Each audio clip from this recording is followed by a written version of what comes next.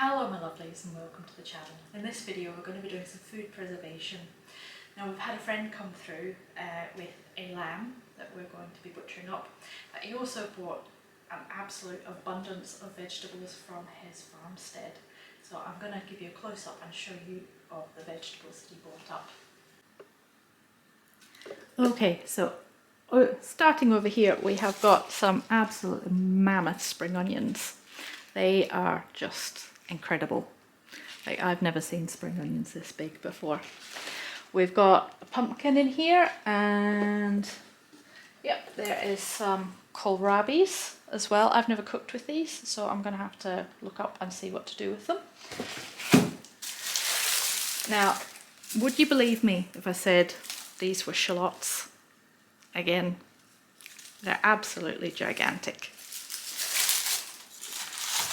There's some red onions as well, which I've had these from the garden before and they are just delicious. Moving forward, we have a couple of butternut squash. This one I think looks rather like a pear, but I bet it's going to taste amazing.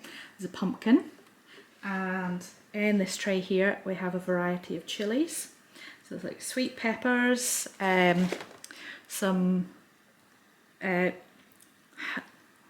want Scotch bonnets, I think these are meant to be, but they're crossbred with the sweet peppers, so they're full of flavour but there's no heat to them, but they'll be really nice for flavouring dishes. There's some jalapenos, and these ones here are hot lemon. Now, I've never tried these before, but I'm assured that they are enough to make you fall to your knees, but we will find a use for them. What else have we got in here? There's some cayenne peppers, I think. Let me see. I think there's some cayennes. Yeah, this is one that's not gone red yet. We've got cayenne peppers. And in this bag here, these ones are called soberano chilies, and they're meant to be really, really delicious. And in these bags here, we also bought some garlic cloves for us to plant out in the garden. So, you know, this is just absolutely amazing.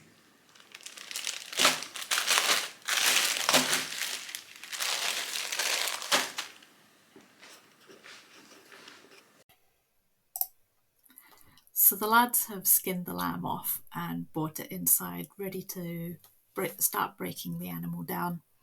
Now, as you can see, they've taken the lower parts of the leg off. Angus, our Labrador, has been enjoying them, so he's one very happy dog. Now, this evening it's getting late, so we're not actually going to do too much with this. We're just going to break it down into the major components. But this lamb, the meat still needs to firm up a bit, so we're just breaking it down so that we can get it chilling, and we will deal with it in the next day or so.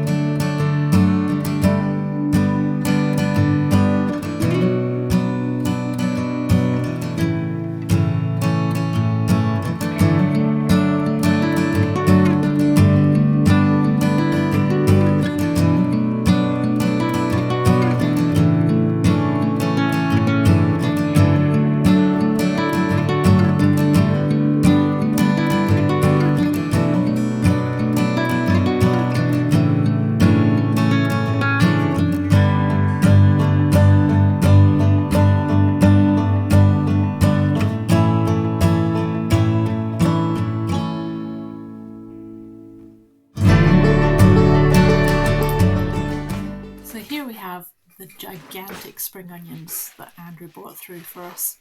So I won't get around to using all of these before they aren't great to use. So my intention is to prepare them and freeze them.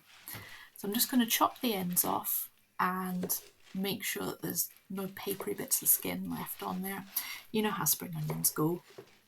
So I'm just making sure that that is all sorted, and just start chopping up. So I'm going to divide them into the white and lighter parts of the spring onion and then the green tops. It just makes it a bit easier for preparing them, and also if I separate them out, then I can use them in the different ways. I know a lot of soup bases would call for the whites, and then for finishing off dishes at the end, a lot of dishes would call for the green tops. So it's just thinking about what you're wanting to do with the food that you're preserving, and as you go through this process and get into it more, you really do start to think about how you use different ingredients and how to best store them so that you can utilize them to their fullest.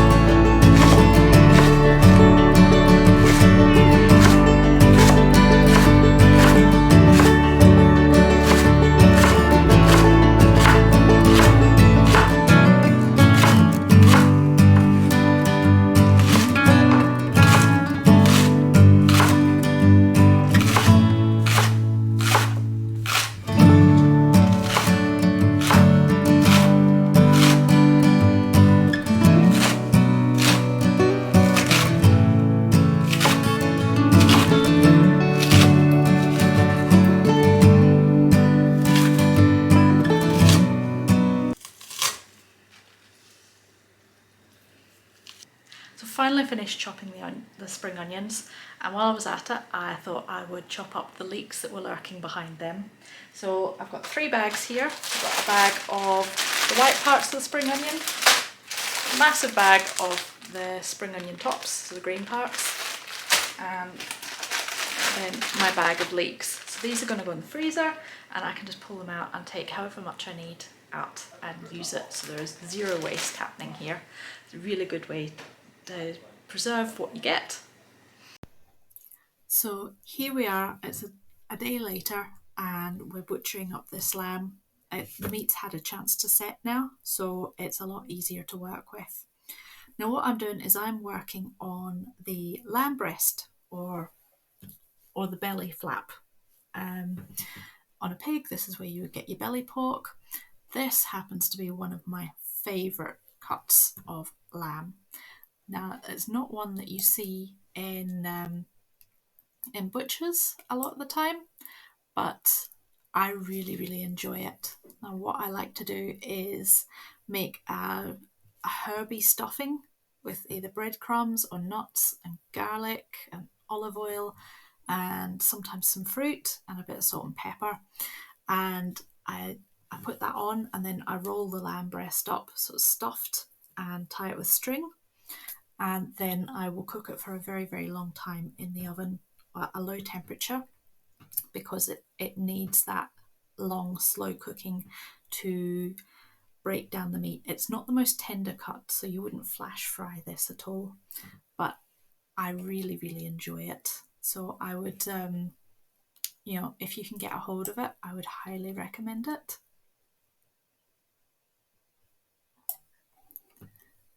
So my knife skills would not be the very best. I am still learning, but the best way to learn is to have a go. I'm lucky that David is quite into butchery, and he has a fair idea on what to do. So if I'm not sure what I'm doing, he will always give me guidance. But the best way to learn about the different cuts of meat is to butcher an animal yourself. I know it's not always going to be the easiest thing for people to do, because not everyone can get hold of a carcass, but if you can, I would recommend having a go. I was just showing you the boned out belly flap there. I've taken all the rib bones off it, and here what I'm doing is I am taking a lot of the fat off of this meat, Not all of it, because fat equals flavour and we want lots of flavour, but I'm taking some of the fat off because too much fat just leaves a really unpleasant mouthfeel. And I'm going to dice this up so it could be turned either minced and made into burgers, or diced for a stew or tagine. Um, but this is the beauty of butchering your own, is you get to choose, and I love that. I love being able to have a look in the freezer and see what we need, and making the decision at the time of what we're going to do with a particular animal when we get it. This pertains to deer. You know, sometimes we will want to mince an animal more than do dice or roasts. Other times, you know, we want those big roasts because you can always turn roasts into something else.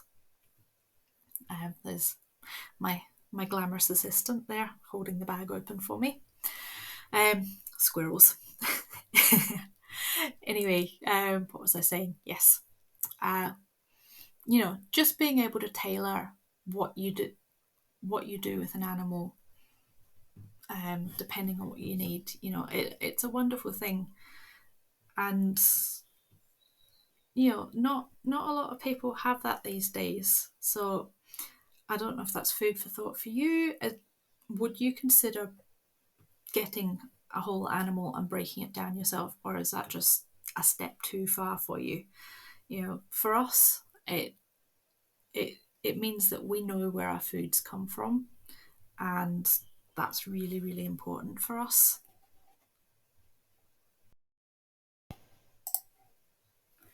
Now that we've finished butchering the lamb, that's all broken down, it's time to bag it up.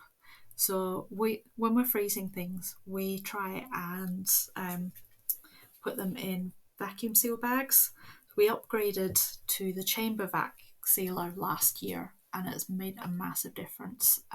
It just makes it a lot easier. When you're starting out, by all means, one of the wee ones that you can get in the supermarket is grand. But when you're doing big batches, it really makes a difference having the right equipment. So if you're thinking about getting one of these, I would highly recommend it. It is expensive, yes, but well worth it if it's something that you're going to use. So we love watching this, and you can see just there how air has been completely sucked out of the bag, um, and now it's just sealing, and that's it ready to go in the freezer. And it's much less likely to get freezer burn because all the air has been taken out of the bag. So that is a bag of lamb dice. Now we've got everything bagged up. Now the two shoulders, they're in the freezer already, so that's the two legs. There is some lamb backstrap, the dice, and there's 3 packs of chops and the lamb breast. So it's not bad going at all, is it? So while we were at it, we decided that we would vac pack the lard that Andrew brought through for us in, well, not lard yet, it's not been rendered down, but the pork fat. So we've weighed it out into kilo bags. So we have got 10.5 kilos of pork fat to use for sausages or burgers, or to render down for lard. One of the most underutilized parts of an animal tends to be the bones. I like to make my own stock. It just means that when I am going to make a stew or anything like that, I have the right stock. So often we're left with these stock cubes, which, by the way, are very, very handy. But you can't always get the right, for want of a better word, flavoured ones. So by making my own stock with the bones of an animal that we have harvested, it just means that the food just tastes so much better. Now, an important part of making stock is roasting the bones. This not only does this give a real depth of flavour, it also gives the stock a good colour. So I have got the oven set to 180 degrees Celsius. It's a fan oven.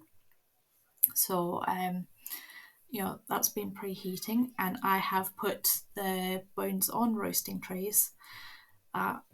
Maybe before you preheat the oven, make sure that the shelves are in the right place. I constantly having to rearrange the racks in my oven to make things fit. So I'm just going to roast these for 30 to 40 minutes. So while these are roasting, I'm going to go and take the dog for a walk because he is hinting rather heavily that he needs to go for a walk. So in these go, and then it's walkies time.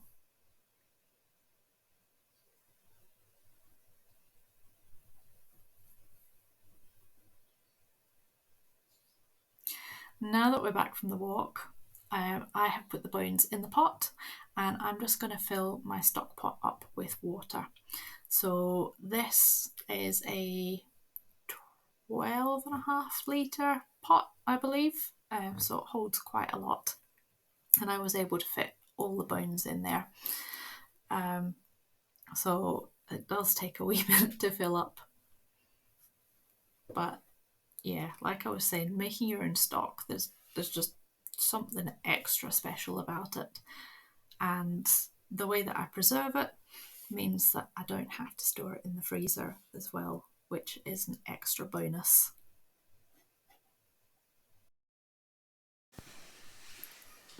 Now that I've finished filling the pot and it's on the hob, it's time to add just a couple of other things before we get it boiling.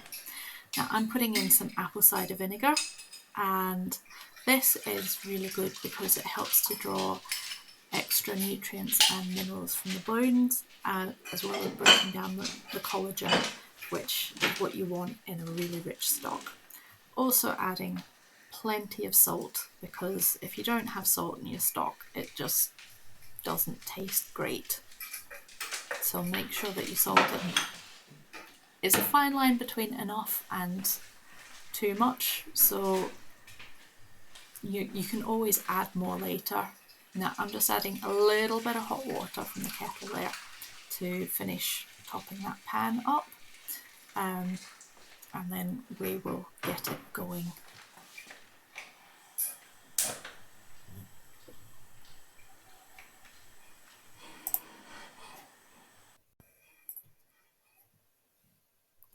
Okay, so my stock was bubbling away for about 12 hours, and I turned it off before I went to bed last night. It's still warm, so I'm getting ready to pressure can the stock to make it shelf stable. Because my stock is warm, I need to put it into hot jars. So I am putting my jars into a cold oven and just turning it to 150 degrees Celsius and letting them warm up. And now they are nice and warm. So I'm getting the pressure canner ready. I'm filling that with hot water too, because of hot jars, hot filling, and then hot water in the pressure canner. Now, a pressure canner is a way of preserving food in jars to make it shelf stable. So it means I don't have to store my stock in the freezer.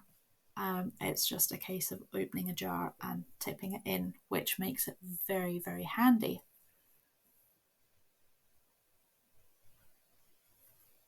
So I'm just getting my jars out of the oven here, trying very carefully not to bump them or drop them, because little Miss Clumsy over here. We managed to do it anyway. I'll just move the pot over so there's enough space.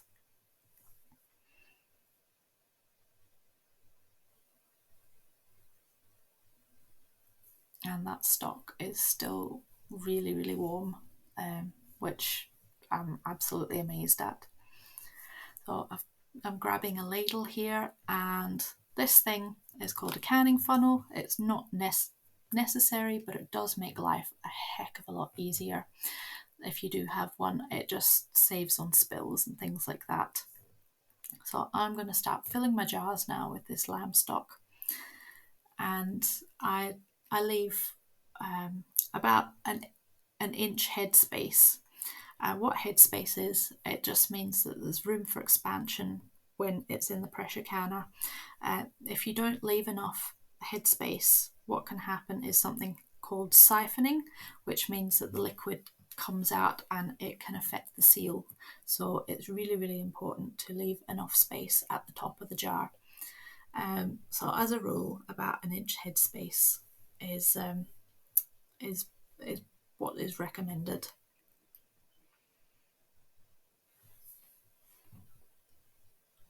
So I am just continuing to fill these jars up. It doesn't take that long to do. The bones are still in this stock pot at the minute, so I'm sort of having to work around them. But that's grand. You know, you just manoeuvre around and keep on filling. And look at the colour of it. Now, I haven't skimmed any of the fat off. You'll see at the end that there will be a layer of fat, but that's okay. I don't mind that. It's all part of it. You know, if I had let this cool down, the fat would have formed a crust and I could have picked that off. But I was a bit impatient. I just wanted to get this process finished.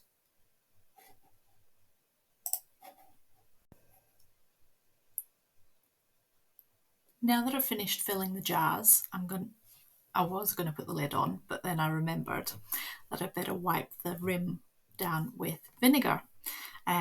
Now, why is this important? It just gets rid of any grease or oil or residue that is on the rim of the jar that might affect the seal.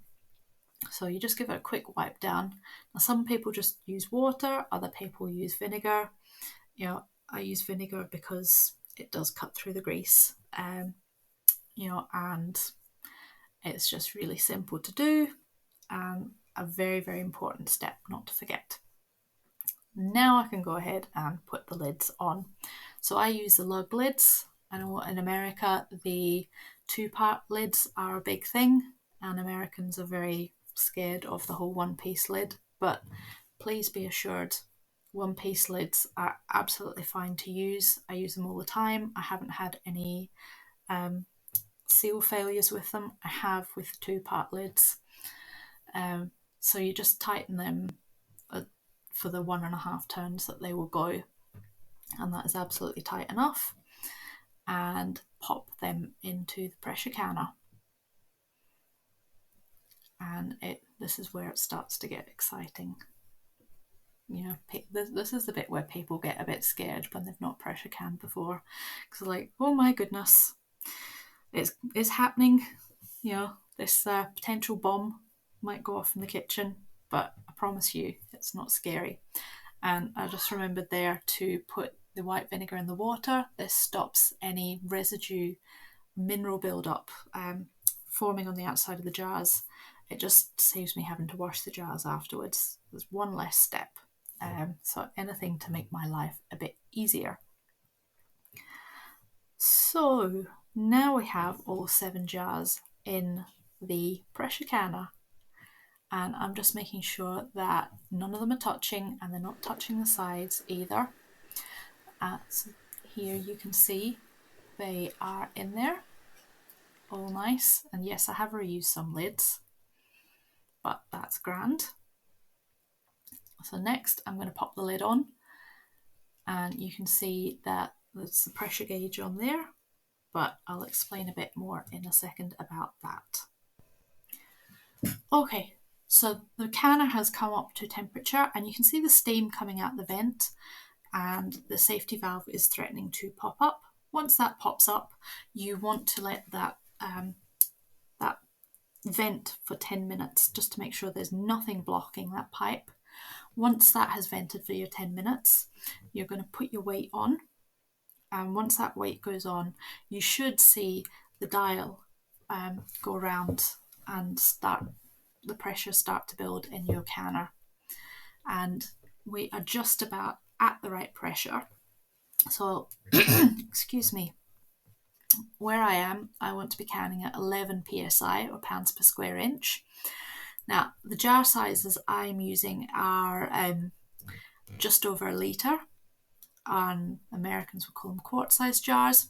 So I will want to be canning that for 25 minutes, just because it's not containing any meat. And for the smaller 500ml jars, you would want to do that for 20 minutes. Now, this is where I stuff the clock up on the cooker because me and technology. But anyway, we're going to set this timer because I'm shocking for remembering how long things have been in for. And we will come back when it is finished. So we're just about done. We're on the countdown, and it's amazing how quickly time passes. So I'm going to turn the heat off now. And it's really, really important to let this depressurize on its own. It's really tempting to lift that weight off and just let the pressure go down instantly, but that can cause a false seal. And we really, really don't want that because it's a lot of hard work that you've put in to get to this point. So just let it come down naturally. And once the gauge has gone to 0 and that safety valve has gone down, then you can lift the weight off and use either some tea towels or some oven gloves to take the lid off. There's still a heck of a lot of steam built up in there, and you really don't want the steam burn. They are nasty. I have given myself steam burns before, and really, really not fun. So please do be careful taking the lid off. Now, I have got my jar lifters. These particular ones are made for weck jars. They're a bit wider. I find the ones that you usually get in the shop are just too small for these jars here. So I'm just very carefully going to lift these jars of stock out. They are very hot, and I don't know if you can hear the depth gauges going off because there's that fat in there.